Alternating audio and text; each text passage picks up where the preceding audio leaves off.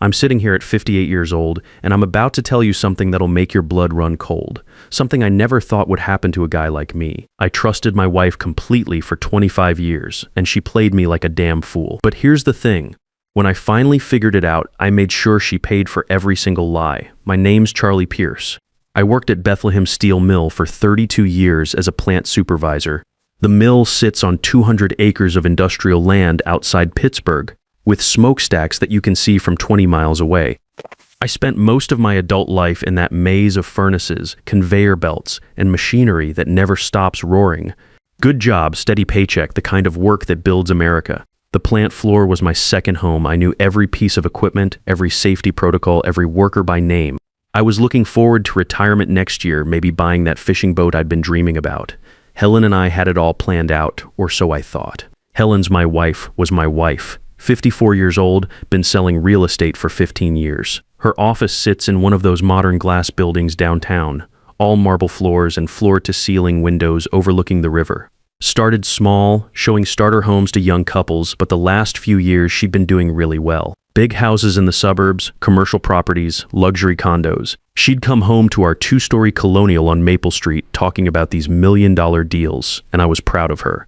Proud that my girl had made something of herself in a business dominated by smooth talkers and people born with silver spoons. We've got 3 kids. Michael's 28, works in construction management for a big firm downtown. Patricia's 25, she's a dental hygienist at the practice near the mall. Dennis is 23, just graduated from Penn State with a business degree. Good kids, all of them. Or so I thought about Michael, anyway. But I'm getting ahead of myself here. It started about 6 months ago when I hurt my back at the plant. Nothing serious, just lifted a piece of equipment wrong and threw out my lower back. But the company doctor said I needed to take it easy for a few weeks. They put me on modified duty, which meant I was sitting behind a desk instead of walking the plant floor, and I was getting home by 4 p.m. instead of my usual 6:30. That's when I started noticing things that had probably been going on for months. Helen had always worked weekends, showing houses to clients. Real estate never sleeps, she'd say, especially when you're dealing with people who work Monday through Friday jobs. But lately she'd been having these special client meetings that seemed to happen every Saturday afternoon like clockwork. She'd spend extra time getting ready. I'm talking full makeup, perfume, the works, just to meet some client at a coffee shop or whatever. She'd leave our house around 1 p.m. and wouldn't get back until 5 or 6. Seemed odd to me that she'd get all dolled up for a business meeting. But what did I know about selling houses? Our house has been the same for 15 years, minus 3 bedrooms, 2 bathrooms, decent kitchen that Helen remodeled about 5 years ago. My favorite spot has always been the garage, where I keep my tools and work on projects. Helen's domain was the home office we set up in what used to be the spare bedroom. She had her real estate license on the wall, a big desk with 2 computer monitors, filing cabinets full of contracts and property listings. That's where she'd spend most evenings supposedly working on deals and following up with clients. Then there was the phone thing. Helen had always been attached to her phone, part of the business, she said. Clients called at all hours wanting to see properties or ask questions about financing. But now she was acting weird about it. She'd take it with her to the bathroom, keep it face down during dinner, and if it buzzed while we were watching TV on the couch, she'd jump like she'd been shocked. When I asked her about it, she'd just say it was work stuff and change the subject real quick, but what really got my attention was the money. See, Helen had always handled our finances. I brought home my paycheck from the steel mill. She managed everything else, the mortgage, utilities, credit cards, savings. Made sense. She was good with numbers, and I never had much interest in that stuff. I trusted her completely. But when I started thinking about retirement and what our financial situation looked like, I figured I should probably take a closer look at our accounts. What I found sitting at her desk that Tuesday afternoon didn't make sense. Our checking account had way more money than it should have. My supervisor's salary was decent, around $85,000 a year, but nothing spectacular. Helen's commission checks from the real estate company were good when she had a busy month, maybe $8,000 or $10,000, but nothing that would explain the extra cash floating around. When I asked her about it over dinner that night in our kitchen, she said she'd been getting bonuses for high sales volume. Again, what did I know about how real estate commissions worked? The thing that really set me off was finding a second cell phone in her car. I was looking for jumper cables in her Honda's trunk one Saturday morning when she was in the shower. She always parked in the driveway while I kept my truck in the garage. There it was, hidden in the spare tire, well, a cheap prepaid phone, the kind you see in movies when people are up to no good. That night, I couldn't sleep. Our bedroom felt different somehow, like I was sharing it with a stranger. I kept thinking about all the little things that had been bugging me over the past few months. The late meetings, the secretive phone calls, the mystery money, that hidden phone. My gut was telling me something was wrong, but my brain kept saying, Charlie, you're being paranoid. This is Helen we're talking about. 25 years of marriage, 3 kids together. But then I remembered something my old man used to say back when he worked the coal mines in West Virginia. Son, when someone shows you who they are, believe them the first time. Helen was showing me something, and I'd been too trusting to see it. Too comfortable in my routine of work, home, weekend football games on the couch. So I did something I never thought I'd do in my entire life. I hired a private investigator, guy named Vincent, came recommended by my lawyer Buddy Harvey down at McCarthy and Associates. It's on 5th Street. Vincent's office was in one of those old brick buildings downtown, 3rd floor, with frosted glass on the door that just said investigations. The place looked like something out of an old detective movie metal desk, filing cabinets, Venetian blinds on the windows. Cost me $200 a day plus expenses, but I needed to know the truth. Vincent was a former Pittsburgh PD detective about 50 years old, looked like he could blend in anywhere. Professional, no nonsense. The kind of guy who'd seen everything twice. Just follow her, I told him sitting across from his desk in that cramped office. Document everything. I need to know what my wife is really doing during those weekend client meetings. I felt like I was betraying Helen even as I said it, but something was eating at me from the inside. The first report came back exactly 1 week later. Vincent had followed Helen to the downtown Marriott on Saturday afternoon. The hotel lobby is all marble and brass, the kind of place where business deals get made and expense accounts get charged. She met a man in the lobby bar, tall, well-dressed, expensive German car in the parking garage. They talked for about an hour over drinks, then went upstairs to a room together. Room 412, Vincent noted in his report. They came back down 2 hours later, kissed goodbye in the parking lot, like they'd done it 1,000 times before and went their separate ways. I felt like I'd been punched in the stomach by a sledgehammer. My Helen, my wife of 25 years, the mother of my children, was cheating on me. But Vincent wasn't done with his report. Mr. Pierce, he said when I met him back at his office the following Tuesday, there's more you need to know. I ran the plates on the guy's car, a BMW 7 Series, by the way. His name is Marcus Bradford. He's a big-shot property developer around here. Married, worth about $50 million according to public records. Lives in one of those mansion estates up in Sewickley Heights. And here's the kicker, your wife's real estate company has been handling several of his property deals over the past 2 years. The pieces started falling into place like a house of cards collapsing. Helen's sudden success in real estate over the past couple years. The mystery money showing up in our accounts, the secret phone, the Saturday afternoon client meetings. She wasn't just cheating on me, she was mixing business with pleasure in a way that probably wasn't legal. But I needed more evidence before I could do anything. Vincent suggested we put some recording devices in Helen's car and maybe her home office. Completely legal in Pennsylvania, as long as it's your own property, he assured me. We also set up surveillance on the house for when I wasn't there, a small camera hidden in the oak tree across the street that had a perfect view of our driveway. Over the next month, Vincent and I collected enough evidence to fill 3 filing cabinets. Helen and Marcus were meeting twice a week, sometimes at the Marriott, sometimes at the Hilton out near the airport, sometimes at properties she was supposedly showing to other clients. The recordings from her car revealed phone calls where they talked about their special arrangement and how much money they were making together, not just from his legitimate real estate deals, but from something else entirely.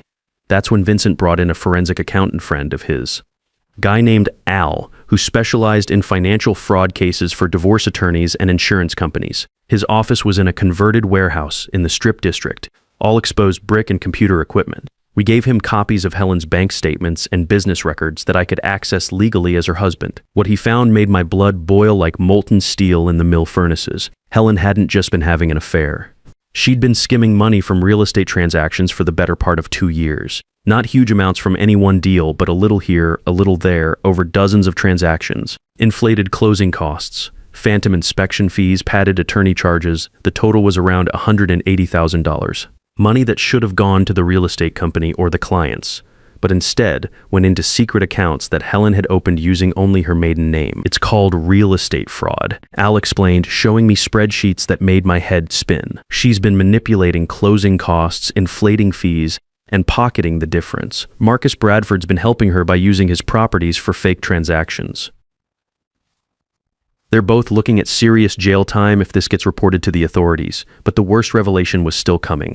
During one of the recorded phone calls between Helen and Marcus, she mentioned something about Michael that made my blood freeze in my veins. I was sitting in Vincent's office listening to the recording on his equipment when I heard it. "I can't believe he looks so much like you," Helen said to Marcus. "Sometimes when Charlie looks at him, I wonder if he can see it. The resemblance is getting stronger as he gets older." The room started spinning. I made Al run a DNA test, even though it cost me $400 I couldn't really afford. Used hair samples from Michael's bathroom and my own saliva sample. The results came back exactly 2 weeks later, and they destroyed everything I thought I knew about my family. Michael wasn't my son. After 28 years of thinking he was mine, raising him from a baby, teaching him to throw a football in our backyard, paying for his college education at Penn State, being proud when he got his first job in construction management, he wasn't mine. He was Marcus Bradford's kid. I found out later from more of those recorded phone calls that Helen had gotten pregnant during a brief separation we'd had back in 1996. We'd been having some marriage troubles. Nothing major, just the usual stuff about money and work stress, and we decided to take a few weeks apart to figure things out. I'd moved into a cheap apartment near the mill while Helen stayed in our house. We'd worked things out after about 6 weeks and got back together, and when Michael was born 8 months later, I never questioned it. He was a little early, but babies come when they come, right? Wrong. Helen had been sleeping with Marcus even back then. They'd met at some real estate conference, and when she got pregnant, she made the calculation that it was better to let me think Michael was mine rather than blow up both their marriages and her budding real estate career. So she came back to me, we reconciled, and I raised another man's son for 28 years without knowing it. I sat in my truck outside the steel mill for 2 hours after getting those DNA results, just staring at the papers in the parking lot where I'd parked thousands of times before. The place where I'd worked my entire adult life suddenly felt foreign to me. My whole life felt like a lie. The son I'd taught to drive in the empty lot behind our house, the kid I'd walked down the aisle at his wedding ceremony last year, he wasn't mine. Helen had stolen 28 years from me and robbed Michael of knowing his real father. That's when I decided to stop being the victim and start being the hunter. I called Harvey, my lawyer, and arranged to meet him at his law office the next morning. Harvey's been practicing family law for 30 years, and his office reflects it. Walls lined with law books, mahogany desk, family photos of his own kids and grandkids. When I laid everything out for him, the affair, the fraud, the paternity lie, all the evidence Vincent and Al had collected, his eyes lit up like he'd struck oil. "Charlie," he said, leaning back in his leather chair, "we're not just talking about divorce here. Your wife has committed multiple felonies. We can destroy her legally and financially, but we need to be strategic about this." The plan Harvey outlined was simple but devastating. First, we'd file for divorce and use all the evidence to ensure I got the majority of our assets. Second, we'd report the real estate fraud to the state licensing board and the district attorney's office. Third, we'd file a civil lawsuit against both Helen and Marcus for the stolen money and emotional damages. Fourth, we'd report the unreported income to the IRS, who don't mess around when it comes to tax evasion. But before we pulled the trigger on any legal action, I wanted to do one more thing. I wanted to tell my kids the truth before Helen had a chance to spin it her way or disappear with whatever money she hadn't already stolen. I called Patricia first. She lives in a nice apartment complex about 15 minutes from our house. Works at a dental practice in the same medical building where she went to the dentist as a kid. We met at the Olive Garden where we used to take the family for birthdays when the kids were small. The restaurant still had the same red checkered tablecloths and breadstick baskets, but everything felt different now. "Dad, what's wrong?" she asked as soon as she sat down. "You sounded really upset on the phone." I showed her some of the photographs Vincent had taken, played her one of the clearer recordings on my phone with earbuds, so no one else could hear. "Patricia's a tough kid. You have to be in the medical field," but watching her face crumple as she realized what her mother had been doing was one of the hardest things I've ever experienced. "How long has this been going on?" she whispered, tears streaming down her face. "At least 2 years that we can prove, maybe longer." She cried for about 10 minutes right there in the restaurant booth, and then she got angry. "What are you going to do, Dad?" "I'm going to make sure she pays for what she's done to me, to you kids, to our family." Dennis took it differently when I met him at the sports bar near his apartment the next evening. The place was crowded with young guys watching college basketball, drinking beer, acting like they didn't have a care in the world. Dennis got quiet, really quiet, like he was processing everything I'd told him in slow motion. "I always wondered why Mom was gone so much," he said finally, staring at his beer bottle, "and why she was so secretive about her phone. I just thought it was normal for real estate agents." Both Patricia and Dennis promised to stand by me whatever happened. They were adults, they said, and they could handle the truth. But Michael was going to be the hardest conversation of my life. I met him at O'Malley's pub after his shift ended on a Thursday evening. It's the kind of blue-collar bar where construction workers and mill guys go to unwind, dim lighting, worn wooden bar stools, Steelers memorabilia covering every wall. Michael looked tired after a long day on a job site downtown, his work boots still covered in concrete dust. "Dad, what's this all about?" he asked, sliding into the booth across from me. "You sounded really serious on the phone." "Son," I said, and the word felt strange coming out of my mouth now. "I need to tell you something about your mother and me, and about who your real father is." He didn't believe me at first. Called me crazy, said I was making it up because I was angry about something. So I showed him the DNA results, the photographs Vincent had taken of Helen and Marcus together, played him one of the recordings where Helen talked about him looking like Marcus. Michael went white as a sheet. He stared at those papers for what felt like 10 minutes without saying a word. The sounds of the bar, pool balls, clicking, people laughing, the TV broadcasting some game, fading into background noise. Finally, he looked up at me with eyes that were wet and confused. "Dad, I'm so sorry, I had no idea." "You've got nothing to be sorry for," I told him. "You're still my son in every way that matters, but you deserve to know the truth." We talked for another hour about what this meant, about Marcus Bradford, about the legal action I was planning to take. Michael was hurt, confused, angry at his mother for lying to him his whole life. But he also made it clear that as far as he was concerned, I was his father regardless of what any DNA test said. The legal assault began on a Monday morning in March. Harvey filed the divorce papers at the Allegheny County Courthouse at 9 a.m. sharp. By noon, Helen was served at her real estate office in front of all her colleagues by a process server who looked like he'd stepped out of a law enforcement catalog. I wasn't there to see it, but Vincent had positioned himself across the street with a camera to document her reaction. She went pale, he told me later, and locked herself in her office for the rest of the day. By Tuesday morning, Harvey had filed complaints with the Pennsylvania Real Estate Commission about Helen's business practices, complete with copies of all the evidence Al had compiled showing the fraudulent transactions. The commission doesn't mess around when it comes to license violations, especially ones involving theft. By Wednesday, we'd submitted a detailed report to the IRS about Helen's unreported income from the skim transactions. The federal government takes tax evasion seriously, and $180,000 in unreported income was enough to get their attention real fast. By Thursday, the district attorney's office had opened a criminal investigation into the real estate fraud. Harvey had hand-delivered our evidence package to the white-collar crime unit, and they were interested enough to assign a detective to the case. By Friday, we'd filed civil lawsuits against both Helen and Marcus Bradford for fraud, breach of fiduciary duty, and intentional infliction of emotional distress. The amount we were seeking was $350,000 minus the stolen money plus punitive damages. Helen tried to fight it at first. She hired Reynolds, Goldberg and Associates, one of the most expensive law firms in Pittsburgh.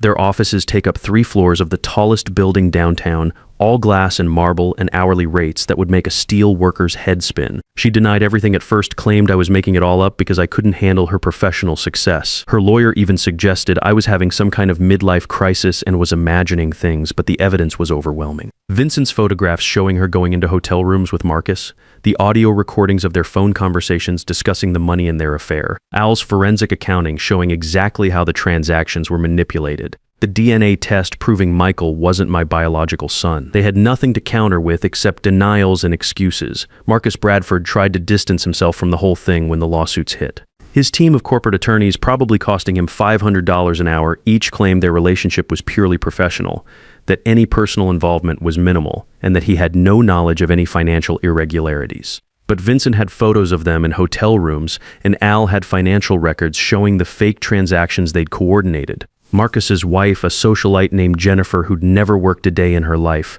filed for divorce 2 weeks later when the story hit the local business journal. The real estate company where Helen worked, Pinnacle Properties, fired her immediately when the state investigation became public. They couldn't afford to be associated with fraud, especially when several of their biggest clients were threatening to sue over the manipulated transactions. Helen lost her real estate license within a month. The commission moved fast when they had evidence that clear-cut.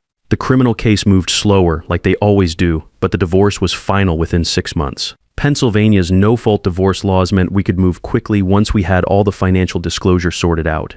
I got the house on Maple Street, the retirement accounts I'd been building for 32 years, and most of our savings. Helen got a legal bill that probably cost more than my annual salary and criminal charges pending trial. The civil lawsuit against her and Marcus was settled out of court 8 months later, We recovered $285,000, most of the stolen money, plus interest and legal fees. Their attorneys knew they couldn't win at trial with the evidence we had, so they convinced their clients to settle rather than risk a jury verdict that could have been much worse. Helen's living in a small apartment in a rundown complex across town now, working part-time at a department store in the mall where Patricia used to shop for school clothes. She's facing 3 to 5 years in state prison if the criminal case goes to trial, though Harvey thinks she'll probably take a plea deal for probation and restitution. Her fancy real estate career is over forever. You can't get licensed to sell property when you have fraud convictions. Marcus Bradford's business empire took a major hit when the scandal broke. Several of his investors pulled out when they learned about his involvement in the fraud scheme. His construction projects around Pittsburgh slowed down, and some of his development deals fell through when banks got nervous about lending to someone under criminal investigation. He's still wealthy. $50 million doesn't disappear overnight, but his reputation in the real estate community is finished. As for me, I'm doing better than I ever expected. The retirement money is all there, plus the money we recovered from the lawsuit.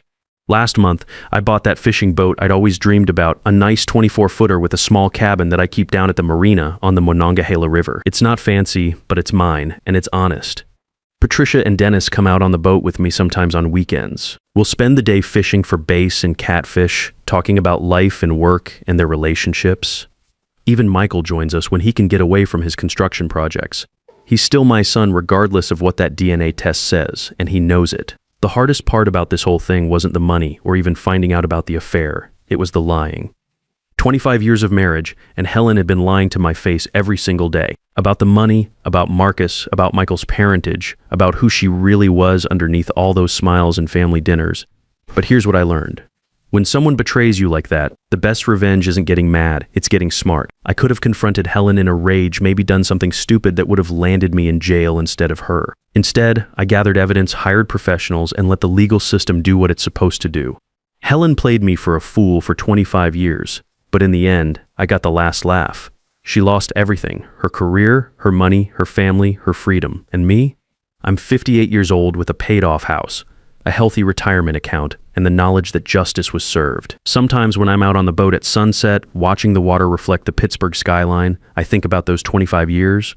Were they all a lie? Maybe some of them, but I've still got years left to live, and I'm going to live them honestly. That's more than Helen can say. Trust is like steel. It takes years to forge, but one crack can shatter the whole structure. The difference between a fool and a wise man isn't how much he trusts, but what he does when that trust gets broken. I spent 25 years building a life on someone else's lies, but I'm not spending my remaining years living with their consequences. Sometimes the best revenge isn't getting even, it's getting free.